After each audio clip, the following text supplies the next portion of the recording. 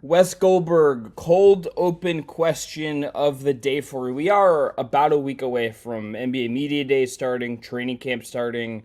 We're close. You're getting videos of teams pushing their guys back and being in their markets and whatnot.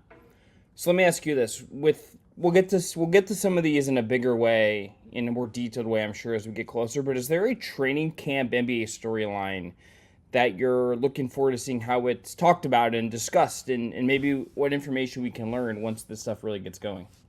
Yeah, really excited to see if what Ben Simmons has been doing on Instagram over the summer carries over into the regular season. Just Oh yeah, yeah. can't wait to see what all that work in the lab is going to result in when he's actually on the court. No, I'm kidding. But look, I'm excited for a lot of things. I'm excited for. I think we have so much parity in the league right now, and I think obviously the Boston Celtics are now the team to beat just by virtue of them being the defending champions. But I don't think that anybody thinks that the Celtics are leaps and bounds the favorite, the way that maybe the Kevin Durant Warriors were considered the favorites overwhelmingly.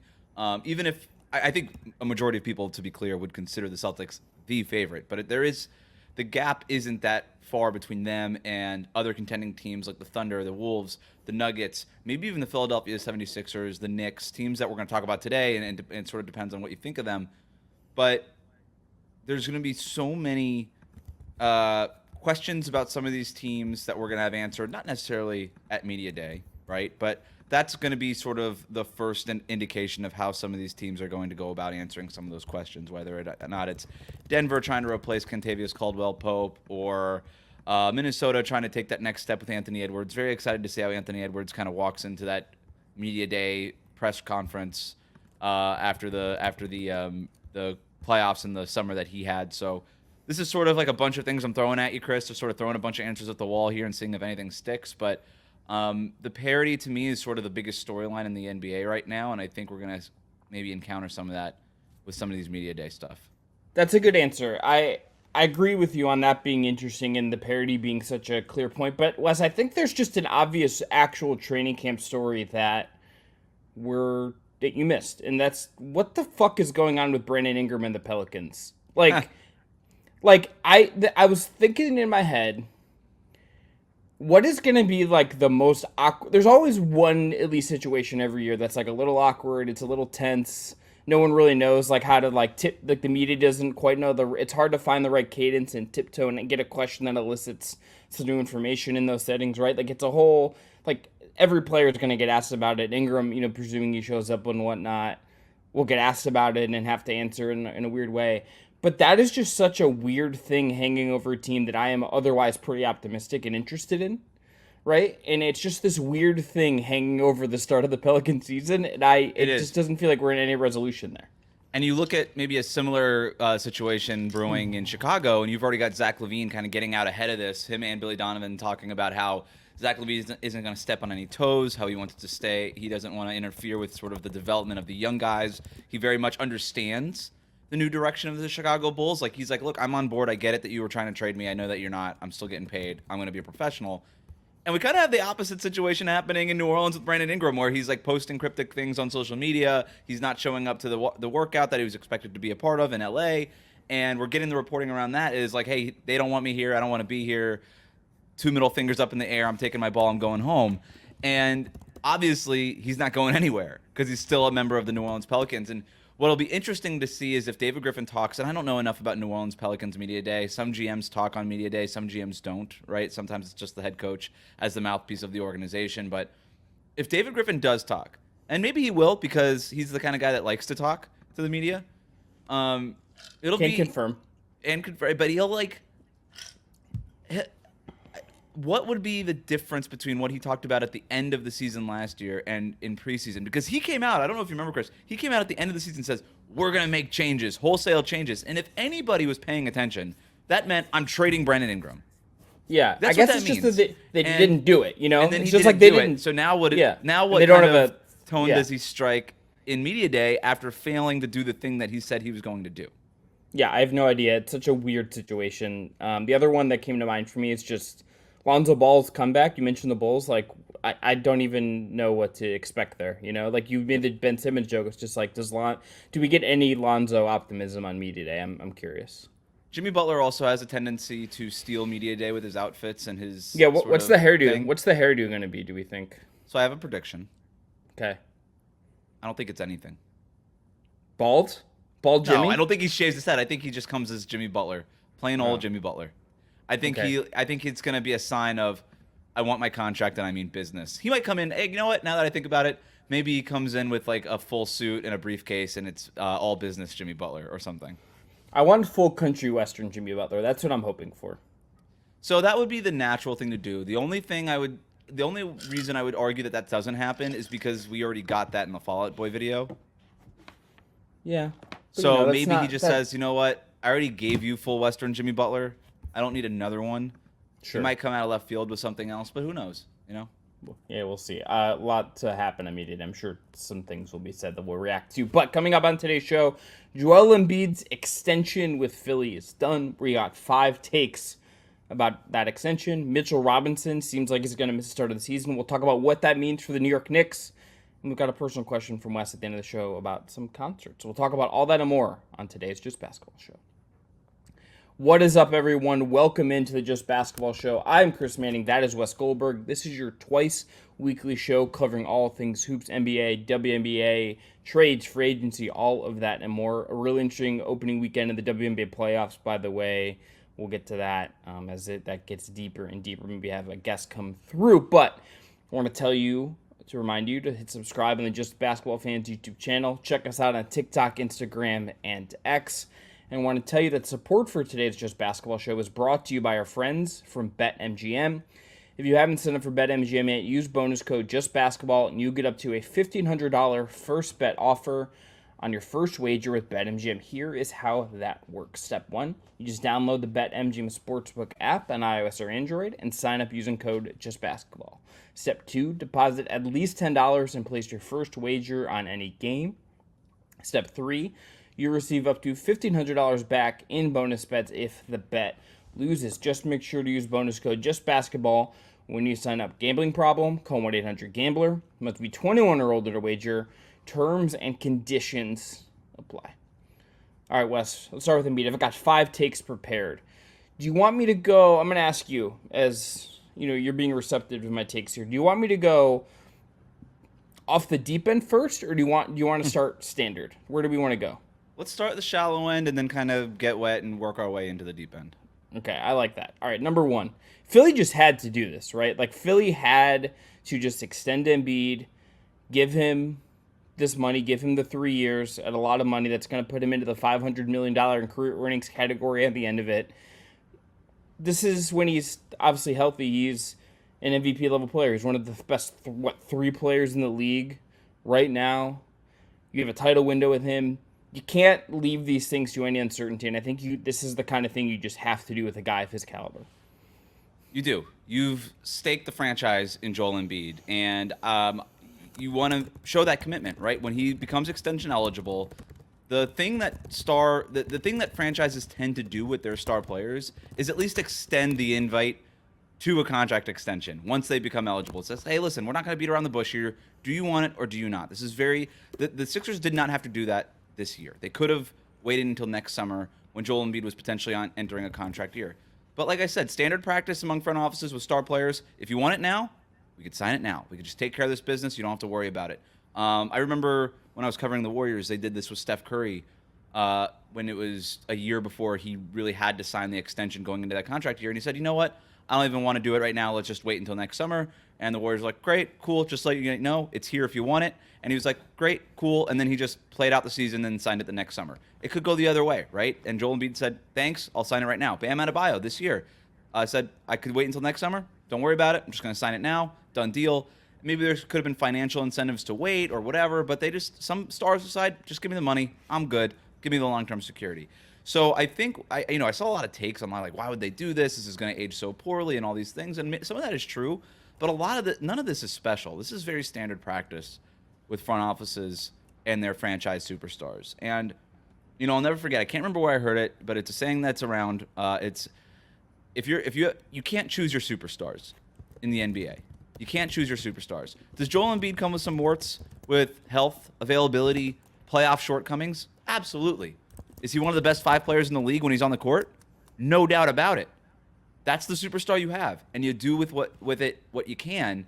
And what the Sixers have done is find a guy like Tyrese Maxey, who's an ideal co-star. Go out, create max cap space, use that cap space on Paul George, who is an ideal co-star. Go get the coach that you want in Nick Nurse. Build as much of the foundation as you can, and just go for it. Nothing in this league is guaranteed. None of this means that they're guaranteed a championship, but they're giving themselves a decent chance. And the reason why this window is open is because of Joel Embiid. It's not because of Paul George. It's not because of Tyrese Maxey. It's not because of Nick Nurse. Joel Embiid is the straw that stirs that drink. This is what you do with your franchise superstar. Joel Embiid picked up the extension, and good for him. Great. Number 2. This takes another star off the he could be traded market, at least in theory. At least in theory, I say as a caveat, because we know in this NBA that if 6 months from now Joel Embiid is unhappy, he can say, hey, I want to get traded, and he's probably going to get traded, right? But when you sign a deal like this, use the language he did. This feels like, to me, Wes, if I think also in conjunction with like what the Knicks did in going to trade for Mikal Bridges and not really holding their chips in for, an Embiid, perhaps. This just feels like if there is going to be another star, if someone is going to break loose point, and someone will, because that just always happens, I think we can take Embiid off that list. I think with this extension, with the commitment there, with what they've done this summer to give him reinforcements and give him a real shot at contending this year, I feel like we can take Embiid off of any speculative list we might have as stars that could be dealt. You could argue that we could have taken him off that list when New York Knicks fans were screaming "fuck Joel Embiid" anyway.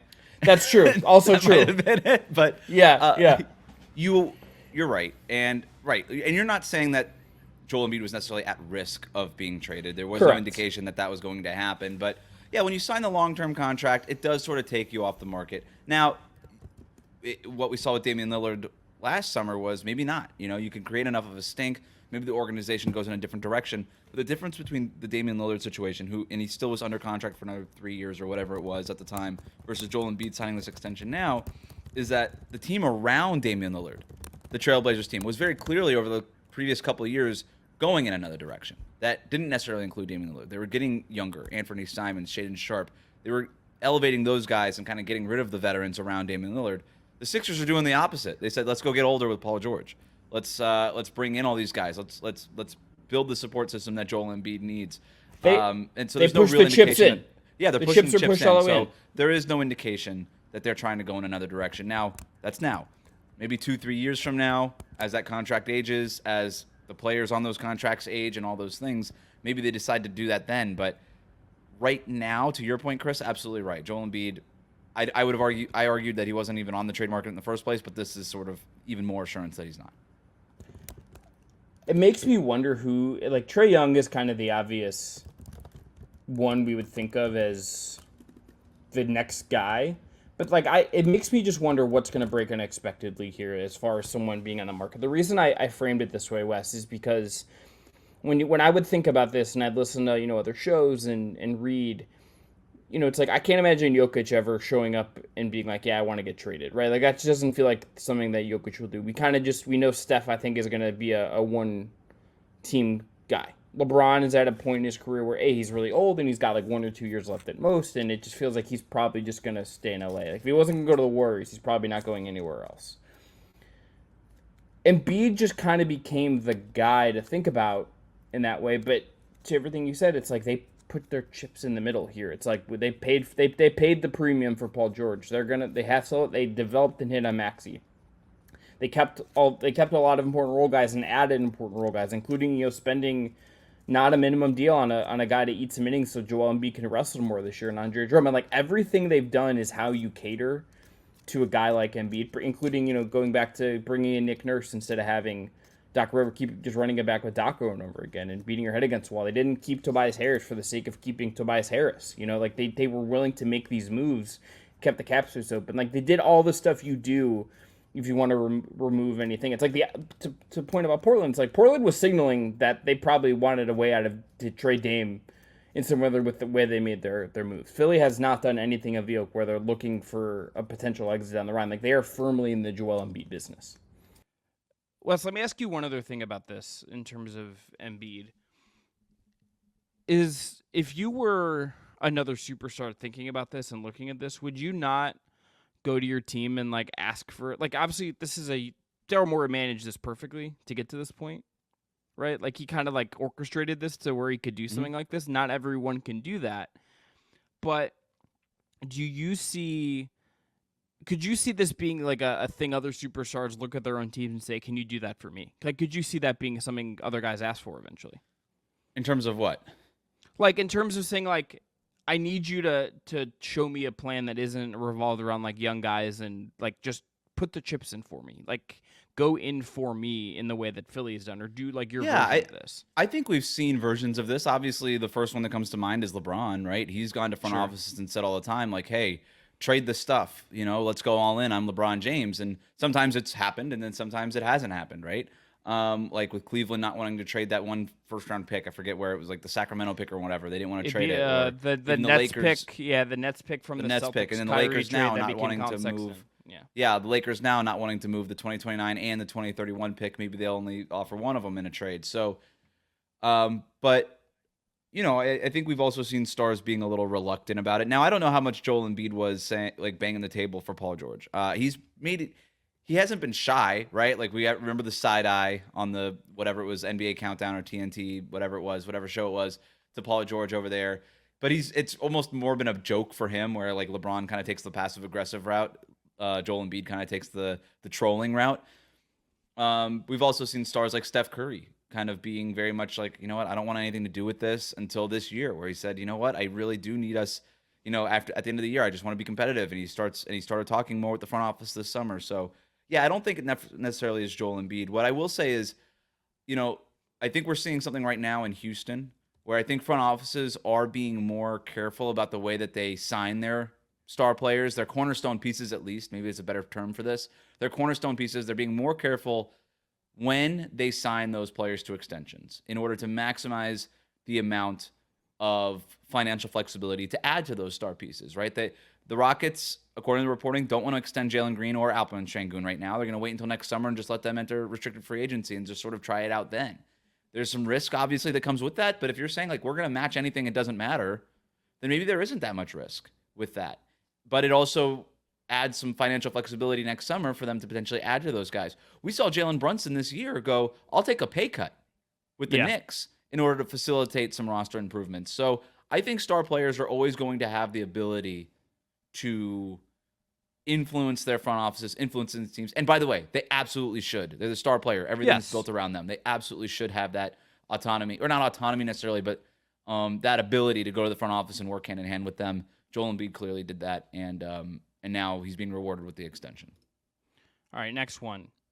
I'm overall very optimistic and agree with this move and don't really have like a negative feeling about it. But Wes, I think it'd be wrong to not acknowledge that there is risk on the back end of this. This is a short term chips in that you're gonna you have to be willing to eat some bad stuff on the back end. I just want to hit you with some salary numbers and ages for Paul George and Joel Embiid. So right now, Joel Embiid, 30 years old. Mm-hmm. At the end of this deal, by the time he has his last year player option in 28-29, he'll be 34. He'll be making $69 million. That is an estimated 33.5% of the salary cap. You look at Paul George, he'll be a free agent in 28-29. The last year before that, 27-28 player option for $56.5 million. That is 30% of the cap. Now, you have Maxey as kind of like the blue chip growing part of your thing here that you believe can grow into maybe absorb some of the things that happen as these guys age. But considering Joel Embiid's injury history and considering Paul George's age and his own injury issue, there's like a real possibility to me here, Wes, that this is like 2 year. You really have the next 2 years to be all in here and have the best possible return. And when you get to Paul George being 36, 37, Joel Embiid being in his mid 30s and having these massive numbers, I think that's where I would get scared, but I still think it's worth it, even if there is a chance that this looks really weird in a couple of years. I agree. And just for reference, like this contract is going to look bad at the end of Joel Embiid's tenure. He's going to be, like you said, 34, 35 years old at that point. I think about a guy like Dwight Howard, who was arguably the best player in the league for a year or two there. in like 2009, 2010. And, back-to-back Defensive Player of the Year, led the Magic to the finals. Like, he was one of the premier players in the NBA. It was him, LeBron James, Dwayne Wade, Carmelo Anthony. Like, that was the group. Kobe Bryant. And then it just fell off. And it was just over, right? He goes from the Magic to the Lakers to the Rockets, had just one good year in Houston, and then it was done, right? And then you look at his rest of the career in Charlotte and then back to the Lakers and whatever it was. That drop-off happened so fast for Dwight Howard, where he was literally an all-star and then he wasn't anymore. And then the Rockets couldn't get rid of him fast enough, and they had a hard time trying to do it because of the salary that he was on. That was year 11 for Dwight Howard. Joel Embiid, not including the first 2 years of his career because they don't, people don't count them because he was injured. It was redshirt years. He's in his 8th season. So if Joel Embiid kind of comes to a similar kind of cliff in his 11th season, that's 8, 9, 10, 11, that's right when he's got 2 more years left on this contract. And it could be really rough. And, I think people maybe don't remember how great and dominant Dwight Howard was. The fact that he was just a role player on the Lakers was pretty stark compared to the player that he was. But we see this all the time in the NBA with big men especially, where they're at the top of the game, they're at the top of the sport, and then all of a sudden, they're not anymore. And they're backups, or they're out of the league before you even know it. DeMarcus Cousins, one injury, boom, career, done. He was a top 10 player. Happens all the time is the point. So that could easily happen with Joel Embiid. It could easily happen with Joel Embiid. It's going to happen. I don't know. Maybe Paul George ages gracefully. He'll definitely be a worse player as the contract gets more and more lucrative. All that said, I agree with you exactly what you said, Chris. You do it anyway. I don't care. And when the Joel Embiid number came out, I was texting you this. I'm like, I'm kind of shocked how many people are like, oh my God, how could Philadelphia do this? This is so much money. Look at, the year 2028, $69 million. And I'm like, so what? You just don't go for it? You just don't do it. You just let the superstar be unhappy after you sign Paul George to all this money, and you're just like, nah, forget it.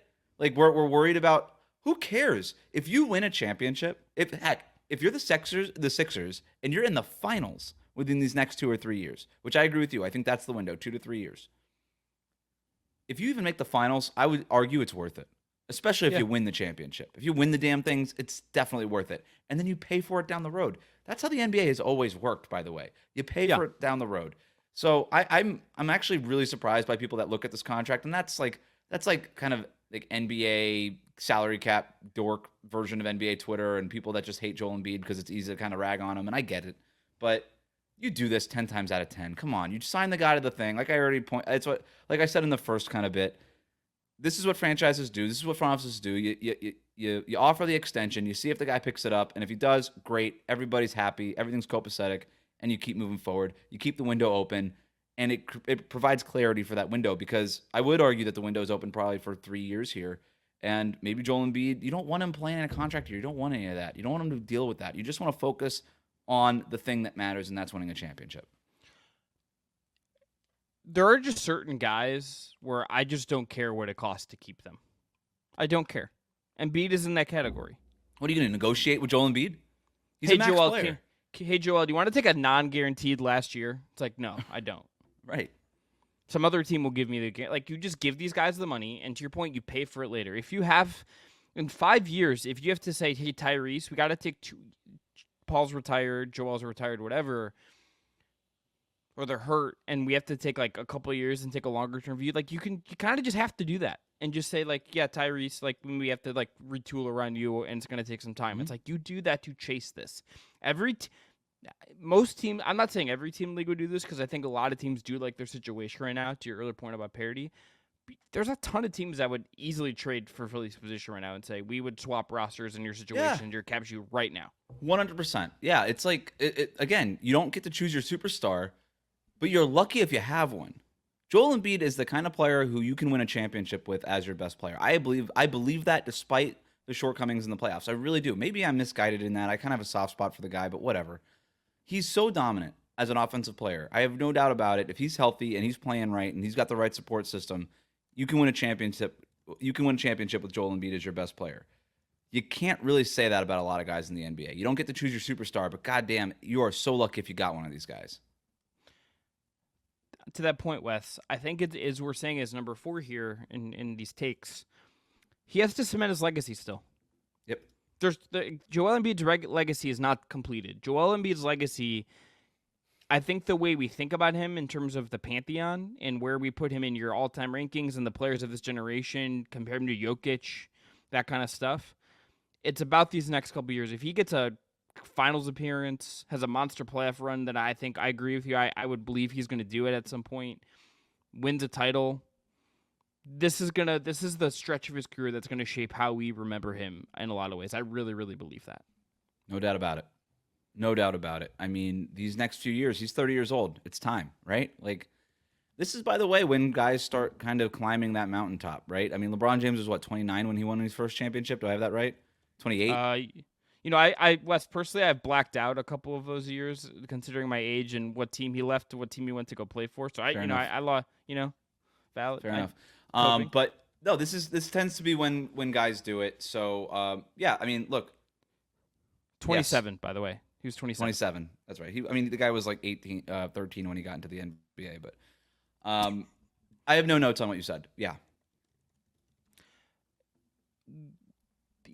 It's like the one thing you can poke at him about is just the success thing. And some of it isn't his fault, Because a lot of it isn't his fault. Like, some of it is like, hey, you weren't healthy or you didn't play well enough. But it's like, the Ben Simmons thing is like not in the doc, like those are reflections on Philly as an organization and things that didn't go right around him that he just had no control over. And sometimes you are at the whim of these other things, but ultimately, like, he does bear the brunt of it.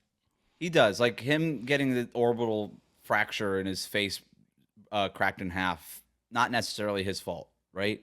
Where he couldn't see out of one eye and all these things. And, he was really beat up in the playoffs last year. And, there's a lot going on with that the medical situation there. A lot of that's not his fault. A lot of it is unfortunate. There are definitely, it feels like it's excuse after excuse for him because there just hasn't really been one playoff series where you're like, man, that guy is really good. Like, that's Joel Embiid, right? He has definitely been more of a regular season player than a playoff performer. But he's just, I just think he's too talented. There's not like this magical thing that happens between the regular season and the playoffs that makes some players way better or some players way worse. I really don't believe that. Now, I do think there are players who rise to the occasion in the playoffs. I do think that there are maybe role players who don't play up to the standard in the regular season that they set in the playoffs. I think that that's certainly the case. I think there's guys like James Harden who just can't rise to the occasion. I think that that's definitely a thing that happens. I don't really feel like that's what's going on with Joel Embiid. I just think that it's been one thing after the other. He does need to have a dominant playoff performance. I just think it's a matter of him being more due than not. But again, like, if you want to argue the other side of that, and you're not, but I think like just generally people will, like, oh, he's a bum and he can't perform in the playoffs. So you want to argue that? I have no case against that, right? Because statistically, you are 100% correct. He hasn't done squat in the playoffs, never made the Eastern Conference Finals, all these things. He hasn't done it. So if you want to make that argument, you have a way stronger argument than I do. I just think I see this guy play in the regular season, and I can't help but think if he's healthy in the playoffs, he absolutely can do this in the playoffs. I just need to see him healthy. And the other part too, Ben Simmons, the Jimmy Butler situation, going through star after star, coach after coach, all these different things. It hasn't been the easiest environment around Joel Embiid. Now, you can argue that a star player should drag a team out of that. You could argue that maybe he already has by getting them as far as he has over the last few years. I think that's the argument I would make, and it's like there's a certain point where it's like no matter how good a guy is, LeBron, I think, is a testament to this. Curry at points is a testament to this. It's like there's just certain things that, as good as a guy is, they can't solve these other problems. Like, they're in this NBA in particular, with how much talent there is, it's just there's a limit to how much you can do on your own. Exactly. I mean, even Nikola Jokic, who we all agree is the better career player than Joel Embiid, when Jamal Murray was hurt, when KCP was hurt, or not even on the team or whatever, that guy wasn't a playoff performer, right? And then all of a sudden he gets a healthy team around him, and he's healthy, and they win the damn thing, right? They win the 2023 championship. So it goes either way. Nobody can compare to Steph because he had the perfect environment around him, and LeBron James is one of one, but yeah, you need the team around you. So the point is, everything has sort of led us to this moment. This is Joel Embiid. This is Paul George. This is Tyrese Maxey. You got the coach. You got the infrastructure. Everybody's under contract. Like, all the drama, all of it is gone. There is nothing that won't be self-inflicted. Like, the James Harden thing is over. Like, it's all gone. This is it. This is what you worked so hard for. You're here now. You got it. Now it's time to go get to the finals. last take. The process was worth it for all like this. I'm not going to sit here and tell you the process is perfect. I pulled up a run through of all their draft picks. You can go look at the draft history in the process era, and there's just a lot of duds. There's a lot of misses. Like, what were you doing taking Joel Embiid for? Simmons ultimately, I think, we should look at it as a miss. The bungling of the Fultz pick, all of that stuff does not mean that this is like an A. This is A+. But every team in the league is looking to get a superstar, to get someone like Joel Embiid on their team and have him for as long as you possibly can and have a window to win a championship. It wasn't a perfect way to get here, Wes. I'm not even going to sit here and say that, like, I'm not going to sit here and like say Sam Hinkie is vindicated. But you do what they did to get to this point, and even if this wasn't the linear way to get there, this is why you do the process. It got there in a weird way. A lot of GMs, a lot of mistakes. But they got here, and ultimately, I think you take that over not getting here. Yeah, I mean, they got to the point where they have the team that they have, and on paper, it looks great. It's a little early to me to say, like, this is why you did it. It's like, okay, to put another roster together. Like, if they win the championship, if they get to the finals, then this is why you did it. Then you can kind of make that statement, right? There is, to your point, there is no vindication happening right now. But it's sort of what I said before. Like, there was a lot of processing, right? Like, there was a lot of, even after taking Joel Embiid, a lot of processing still to try to get multiple Joel Embiids, right? They wanted multiple stars in the process, and they obviously never got that. They ended up with the 20th pick, maybe their best draft pick outside of Joel Embiid, and getting Tyrese Maxey years after Sam Hinkie was ousted by the organization. 2 GMs later, in fact. So, they did get here. They finally got here. Joel Embiid, coming off of that Olympic gold medal run, I know he was sort of hated on during that, and he was an easy punching bag during that thing, but he was a part of the team, and he has a gold medal now. Paul George, he's under contract, has another 2 or 3 really good years left, probably. Tyrese Maxey is ascending into all-star status. You got the coach. Everybody's under contract. Now it's go time. There's no drama. Because the other thing about the process is, could you have done the process without the drama? I don't know. Maybe doing that process as extreme as they did it, you were just inviting the drama. Like, the drama was always going to seep into the process no matter what you did. But it just felt like there was a lot of drama all the time with that organization. That was very distracting. Between the burner accounts and the Ben Simmons and James Harden and all these things, now you're past all of that, right? It's a kind of a clean slate. So, yeah, and I will say this, people that are like anti-process, I generally disagree with the notion that there is a right way to build a team, because when you say that there's a right way to build a team, that insinuates that there's a wrong way to build a team. And I don't think there is any wrong way to build a team. You want to do it through the draft. You want to do it through free agency. You want to do it through trades. You want to do it by being a big market like the Lakers and just attracting stars. Whatever way you want to do, you want to do it by trading away your good players and being awful and hoarding draft picks, and somehow NBA Twitter just like makes you a hero, Sam Hinkie. Oh no, I'm sorry, Sam Presti. Like, there's no wrong way to do it. There's no right way to do it, right? And I know Zach Lowe talks about this a lot. Like, maybe if you are trying to sign your guy to a max, like the super max extension, and you drafted him, maybe you should get like some sort of like discount against the cap on that. And I firmly disagree with that, because then you're basically admitting as the NBA, and that idea has been out there. I'm like, I disagree with it, because then you're basically saying as the NBA office, no, the right way to build the team is through the draft. And I don't think it is. I think there is no right way to build a team. You just build it however you can. You do whatever you can. How the sausage is made is up to you. At the end of the day, all the fans want is a damn good sausage. I think there are a couple of wrong ways to do it. When I look at, like, there's some teams out there that I think you would not want to emulate their process. I look at the Bulls. Oh yeah, no, I should be clear. There's no wrong way to build a good team, as long as you get good is the only thing that matters, right? Yeah. Don't be the Pistons, don't be the Yes. Bulls. That's the wrong way to manage a team, right? Yeah, there should be like someone should be making. There's someone in front offices that is making decks, and it's like, this is everything the Bulls did the last 5 years. Let's not do, if anything like resembles us trading for Nikola Vucevic or like whatever. It's like, don't do this, Yeah, maybe do like maybe at like the annual governors meeting or whatever it is that the NBA does, where everybody can go around the table and be like, look, the Bulls, they keep screwing this up. They actually should pay us for being in the same league as them.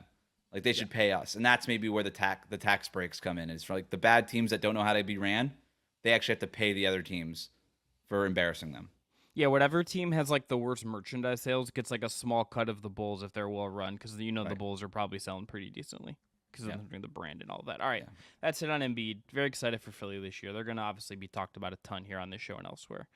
Let's get to Mitchell Robinson. Mitchell Robinson, per reporting, is going to be out to start the year, Wes. And I think this leads me to only one big take here. The Knicks, as constructed, are walking a tightrope with their center depth. Hartenstein to the Thunder, and you're relying on Robinson and Precious Achiuwa. And I'm a little bit nervous about their center depth for this feels like a team that needs to make another move at that spot, but this is obviously was already, I think, a concern. I think more and more a concern now, just considering that Robinson is going to miss the start of the year. Yeah, it was already a concern. Mitchell Robinson was never going to play more than 60 games for the Knicks, right? If you were a Knicks fan and you thought that, you're probably just being delusional a little bit. Mitchell Robinson over the last 4 years, 31 games, 59 games, 72 games, 31 games. The guy doesn't play. The guy doesn't play in basketball games. And, but this is a real hard step back before the season even starts.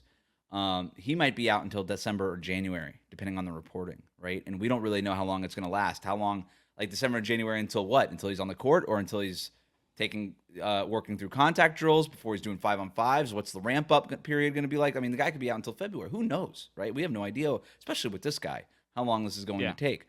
And for a Knicks team that is dramatically changing the way that they play, by virtue of losing Hartenstein, bringing in Mikal Bridges, saying that, hey, we're going to be perimeter-oriented, we're going to get up threes, we're talking about playing Julius Randle at the 5. I mean, this is different than how they have played over the last couple of years under Tom Thibodeau. It's different than how Tom Thibodeau has ever played. This is a very huge evolution from Tom Thibodeau, and I take my hat off to him. But this is a really tough way to start that process, isn't it? Like, this is a tough way to. It's like going to like the car dealership and be, hey, do you want to test drive the car? Sure. And then before you even get in the car, one of the wheels falls off. Yeah. It's like, I don't know how much I'm going to learn about this car because it's only got 3 wheels. And that's sort of what it feels like with the Knicks right now. The one thing I can say, Chris, is that one thing that, and Thib said this in an interview like a week or so ago, expect to see Julius Randle at the 5 this year, maybe a little bit. I don't think we're going to be at a little bit. I think we're going to be at quite a bit with Julius Randle at the 5, because if you're taking Mitchell Robinson out of the lineup, there's not much there. Like you said, the center room is already pretty thin. It's a pretty empty room. So I think we're going to see Julius Randle at the 5 pretty much right away. And so maybe that's a different kind of test drive that the Knicks get to do, is like, all right, let's take this for a spin and see if this works. And if we come to the conclusion that Julius Randle at the 5 for whatever reason doesn't work, then maybe you make a move then. I always thought the Knicks were going to be open to making a move to add another center. I do think they just wanted to, again, test this out first to see what kind of center they needed. If they did indeed need a center, make that move closer to January or February.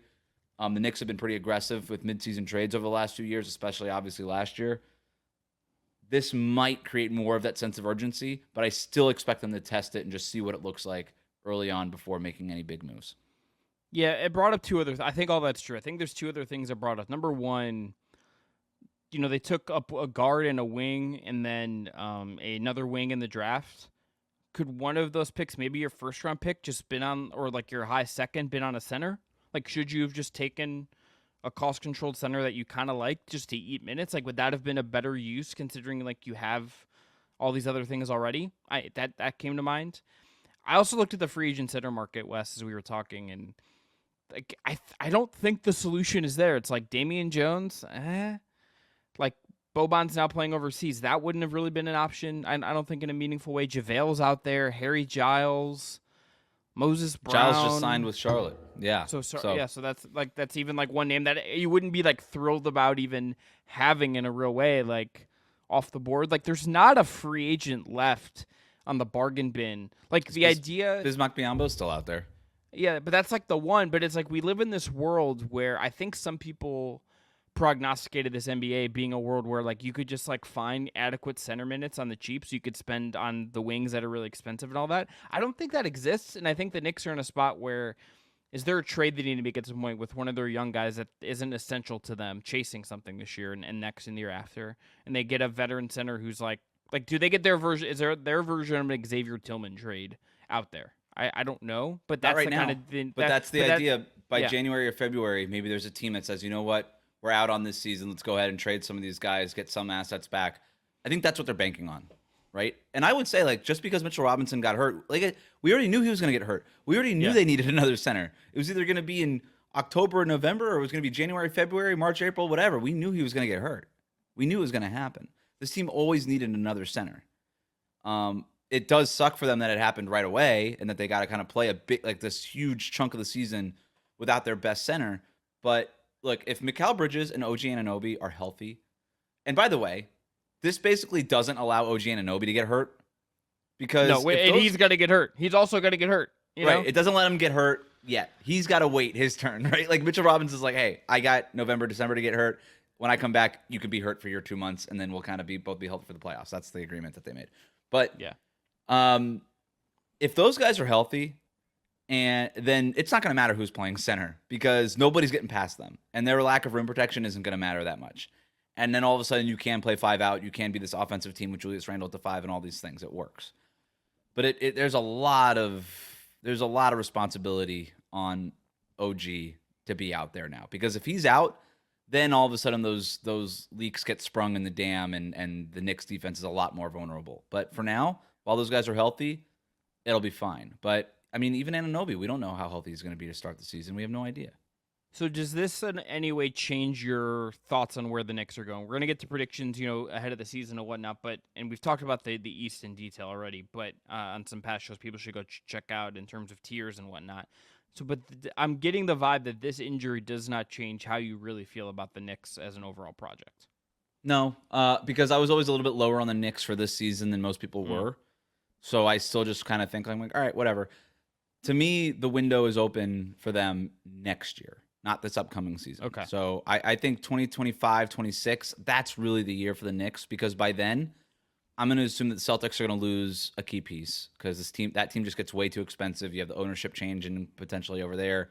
So assuming that the Celtics lose somebody, then I think the East becomes wide open. And then I think the Knicks have an opportunity because I do think that the Knicks have one other move to make, whether it's a Julius Randle trade, whether it's adding a center, whether it's both. Maybe that's the same thing. I don't know. Whatever. That to me is really their window. I like their moves. I never really thought this was their year. I think next year is the year for them. Yeah. All right. I think we're done there on Robinson and the Knicks. Wes, you got a question for us? I do. So the summer is coming to an end. We've got media days coming up here, but and then obviously training camp, preseason, and then we're back in the thick of basketball season, and our lives just end for a few months, and it's just basketball nonstop for all that time. And so the summer, as you know, Chris, is a great time to do things that aren't basketball related, such as seeing movies, reading books, something I still don't do. Hanging out with friends, drinking alcohol. I think you're still going to find time for alcohol during the season. I'll be clear. Drinking alcohol whenever you want, right? Like the alcohol consumption for basketball season typically for me is after the games are over at like 1 a.m. and I just have like one sip of Maker's Mark while I'm finishing up my work. Should we do an episode where we're both sipping a cocktail during it though? Should we do that? Is that something we should do? Was that a bad idea? The only thing I don't like about that is you said one episode. We should make that multiple. I might need more of those. Right. Try it out. We'll try it out. Yeah. We'll take it for a spin. Yeah. That'll be all Julius Randle small ball episode. Just like we're not sure this is gonna work, but we're gonna give it a shot. It could be awesome. It could be a disaster. It's very high risk, high reward. Have a ranch water with like 3 limes and just like talking about Julius Randle not getting obliterated at the rim by people seems like a great time to me. So I'm in. Point being, the summer is over, and so is time for fun. But the summer is a great time to go see some concerts and do things at night that you normally wouldn't do. My question to you, Chris, have you seen an awesome concert or something that you would like to share on the episode with our audience? Yeah, so I will say this as a preface.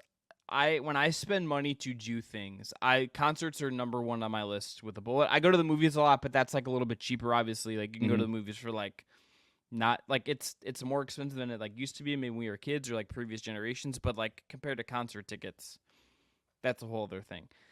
I will tell you that the number one week of concerts that I had planned for myself this year got kind of messed up because of a work trip. For my day job, I was going to see Jason Isbell, Charles Wesley Godwin, and then Sierra Farrell, all within the span of a week. I didn't get to go to any of them because of some work stuff. I did just see Vampire Weekend though, and Love them. Vampire Weekend was incredible. I didn't go in being like the biggest fan, but my buddy was a big fan, and I had a great time. And I've been listening to their new album in particular a lot the last week. The other one I saw this summer that blew my doors off, and this shouldn't be a surprise that he's great live and had a huge crowd, was Noah Khan. Noah Khan was the most packed show I think I've been to, like post-COVID. Maybe him or Zach Bryan when I saw Zach Bryan in New York, but Noah Khan at this outdoor venue in Cleveland called Blossom. You could barely walk. Like, it was absolutely jammed. How many people? I've never seen that venue full, like the dozens of times, or the probably dozen or so times I've been to that venue. So I would say Noah Khan number 1B being Vampire Weekend. It's great. Yeah, I don't think I've seen as many concerts as you this summer. I have seen Vampire Weekend twice. I saw them once on their own at the Fillmore, I believe, in San Francisco, and then again as part of a festival at Golden Gate Park, Outside Lands, and they were great both times, and I think they're awesome live. But the concert that sticks out to me for this summer is it's the first time I actually ever traveled for a show.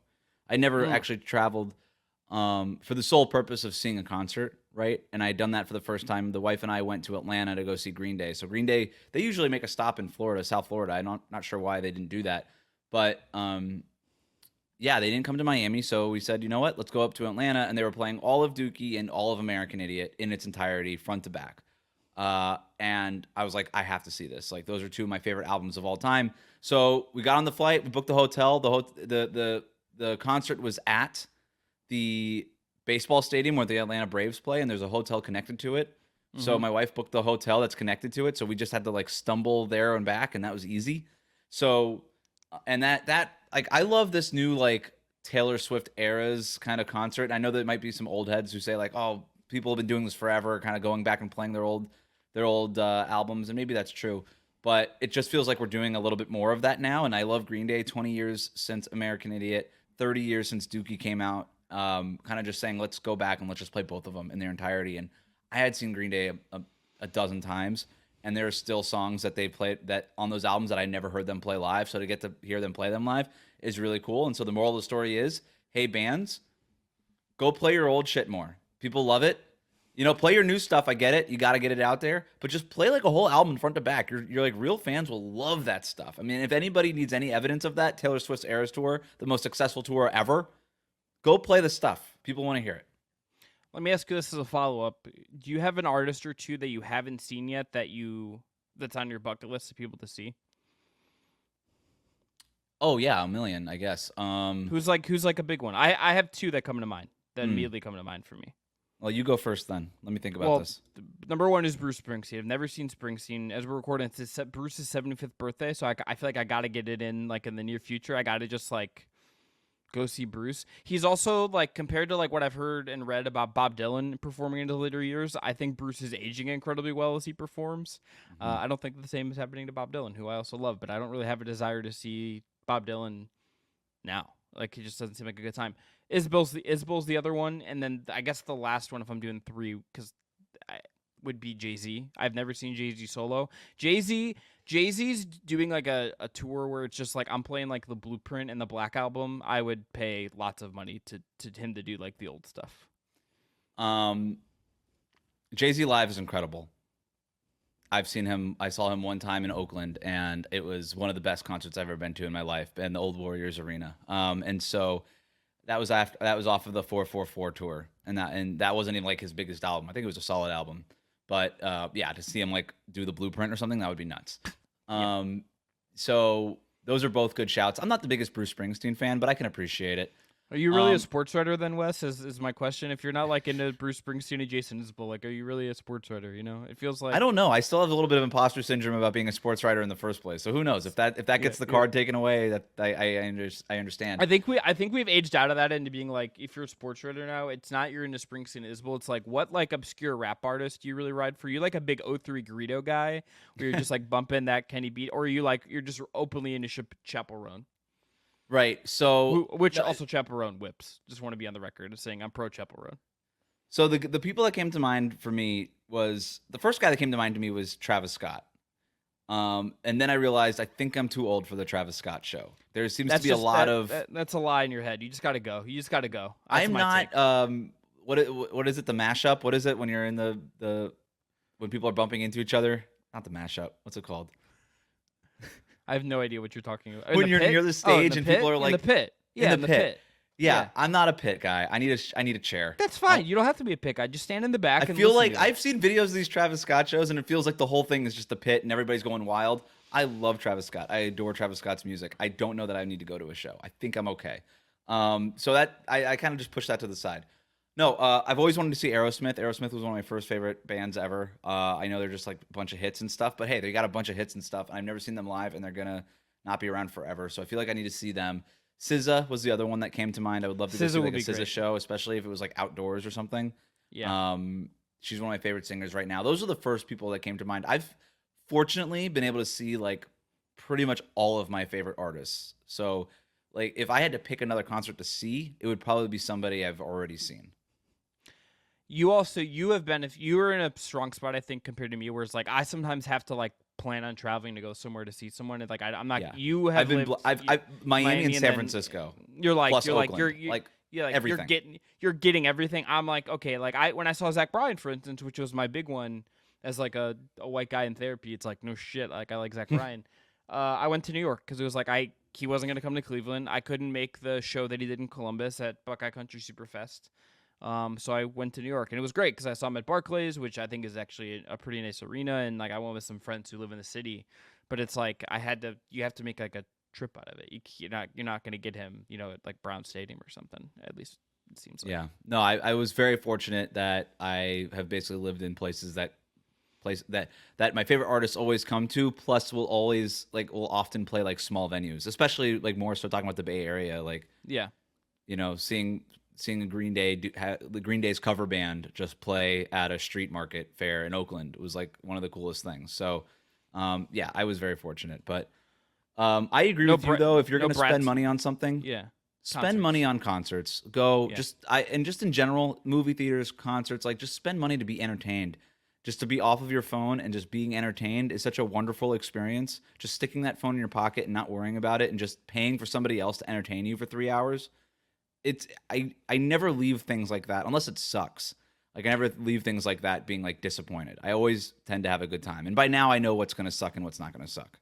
Yeah, all I'm saying, Wes, is that I think you and I at either a Travis Scott show or like, should we go to the Brat tour together? I'm just throwing out ideas of things that we could be like wildly out of place at. So we can then finish on this because we don't have to do like 20 minutes on this. Yeah. So one of my favorite artists is Tyler, the Creator. And I went to a Tyler, the Creator show in Miami, and it was the first time I ever looked around and I was like, am I not supposed to be here? Or are people looking at me like the old guy? Because it looked like I was dropped into an episode of Euphoria. Yeah. Glitter and all. Like purples and pinks and greens. And it was an amazing show, and the people around us were great, but we were not the same demo.